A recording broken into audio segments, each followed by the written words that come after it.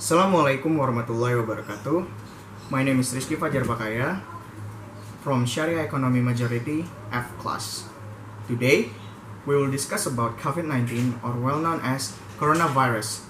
But first, let's get to know what coronavirus is. Coronavirus are a large family of viruses that cause illness ranging from the common cold to more severe disease, such as Middle East Respiratory Syndrome and Severe Acute Respiratory Syndrome. A novel coronavirus is a new strain that has not been previously identified in humans.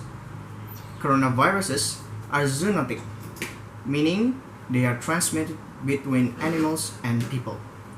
Detailed investigation found that SARS-CoV was transmitted from civet cats to humans, and MERS-CoV from dromedary camels to humans. Several known coronaviruses are circulating in animals that have not yet infected humans. Common signs of infection include respiratory symptoms, fever, cough, shortness of breath, and breathing difficulties. In more severe cases, infection can cause pneumonia, severe acute respiratory syndrome, kidney failure, and even death. Standard recommendation to prevent infection spread include regular hand washing, covering mouth and nose when coughing and sneezing, truly cooking meat and eggs, avoid close contact with anyone showing symptoms of respiratory illness such as coughing and sneezing, and don't forget to stay at home. It is only 5 months into 2020, but businesses across different sectors in the country have been hit hard as the COVID-19 pandemic wreaks havoc on economic activities nationwide. The highly infectious pneumonia-like disease has spread only a few businesses, mostly offering healthcare products and services, while many others, from airlines and hotels to retail and food and beverage industries, have taken a hard hit. The government officially announced that first to confirm COVID-19 cases at the beginning of March. Several sectors felt the blow in the form of major disruption in cash flow and business operation as the outbreak spread like wildfire, forcing some employees to work from home while others became victims of unemployment. The first who get hit hard is travel industry. Popular holiday destinations in Indonesia have grappled with cancellations from hundreds of thousands of tourists, incurring losses worth trillions of rupiah. The Indonesia Tour Guide Association, or HPI, regional head for East Nusa Tenggara, Agustinus Bataona, said on March 11 that around 45,000 tourists had canceled their plans to visit major destinations in the region from January to May. The Indonesian Travel Agent Association, or ASTINDO, meanwhile, recorded an almost 90% drop in sales due cancellation as of March 12.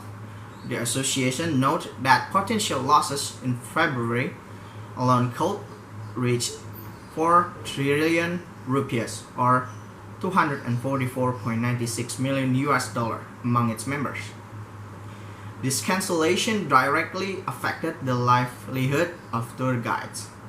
Agustinus told the Post on March 16 that at least 511 licensed tour guides in Nusa Tenggara Timur had lost their main source of income due to the recent turn of events. PHRI Chairman Haryadi B. Sukamdani said the total estimated losses calculated from January due to tourists canceling their trips was about 1.5 billion US dollar, of which 1.1 billion US dollar will come from cancellations made by Chinese tourists and 400 million dollar from cancellation by tourists from other countries. And the second who get hit hard by the coronavirus is hotel industry. Hotel occupancy rates have plunged well below the seasonal average across Indonesia, an industry group reported. PHRI Secretary General Maulana Yusran said the country's overall occupancy rate had fallen to 30 to 40% since the outbreak started in early January, below the regular low season average of 50 to 60%, with some hotels dropping as low as 20% after Indonesia announced its first cases on March 2. PHRI regional head in Batam, Muhammad Mansur, told the Post on Friday that between March 23 and March 26, as many as 9 hotels in Batam had shut down operations, laying off more than 1,000 workers as their occupancy rates had plunged to below 5%. And the third is aviation industry. Indonesian airlines have seen a drastic decline in passenger numbers since early March, prompting many to take efficiency measures and laying off their employees. Indonesian National Air Carrier Association, or INASIA, Chairman Denon Prawiratmaja said on Thursday that all airlines had cut their flights and routes by 50% or more because of a drop in passengers. Passengers sit and wait to flight departure schedule at domestic departure terminal, Igusti Ngurah Rai National Airport, Bali, on March 18, 2020. State-owned airport operator PT Angkasa Putra reported as many as 12,703 flight cancellation affecting 1.67 million passengers in January and February.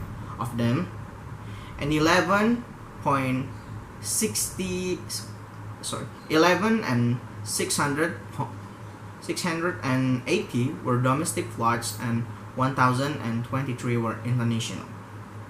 The airport operator suffered financial losses up to 207 billion rupiah due to the cancellations, President Director Faik Fahmi said on March 6. And then food and beverage industries.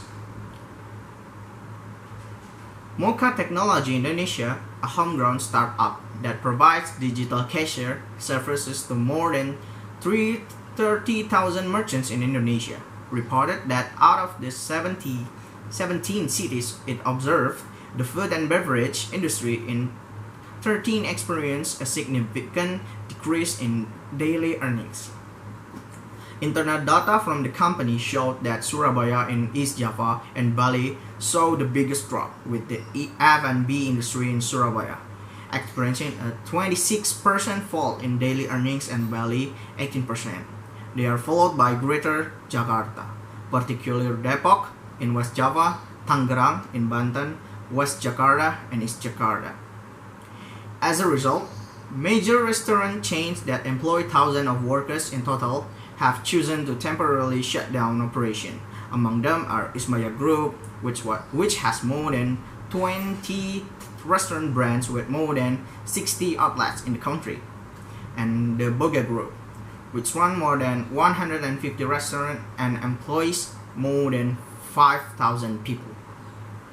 And the last is retail industry. According to Mocha's internal data, the retail industry in 7 cities and municipalities out of the 17 have been affected by the pandemic, with the 5 most impacted being West Jakarta and Central Jakarta municipalities, South Tangerang in Banten, and Depok and Bandung in West Java. The biggest decline in daily earnings was recorded in West Jakarta, which suffered a 32% fall in daily earnings per outlet. The number of visitors to shopping malls has also decreased, prompting several malls to temporarily close their doors but still opening access to tenants serving basic needs, such as supermarket and drugstore in Bandung. 6 shopping malls have partially closed as of Wednesday. Okay, that's all for today. Thank you, and wassalamualaikum warahmatullahi wabarakatuh.